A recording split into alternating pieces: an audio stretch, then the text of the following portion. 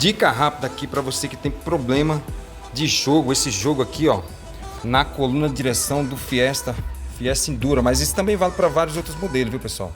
O problema aqui é o seguinte, aqui embaixo, ó, vou mostrar para vocês aqui, ó. Olha onde que é o problema. Tá vendo aqui, ó, a coluna de direção aqui, essa parte azul aqui, que é a articulação que desce lá do volante e vai para a caixa, né? Então o que acontece com o tempo, pessoal, isso aqui, ó, ele abre uma folga, que isso aqui é um ferro dentro do outro, né? É bem justo aqui.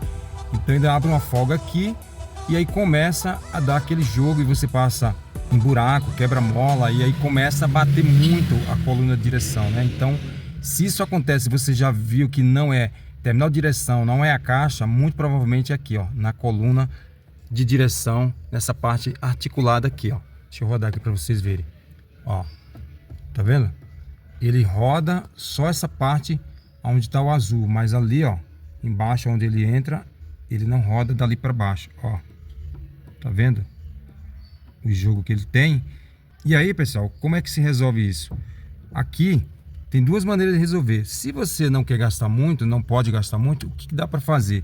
Tira-se essa peça, coloca na prensa hidráulica e prensa ela novamente aqui, que ela vai acabar com esse barulho e você vai rodar durante um período. Mas o correto mesmo é você trocar daquela articulação ali para cá, essa parte aqui, e aí zera todo esse problema, tá bom, pessoal? Então fica aí essa dica rápida para você que tá com o volante, a coluna de direção do seu Fiesta ou qualquer outro modelo fazendo aquele barulhão e você não sabe de onde veio, já viu caixa, já viu terminal e não é.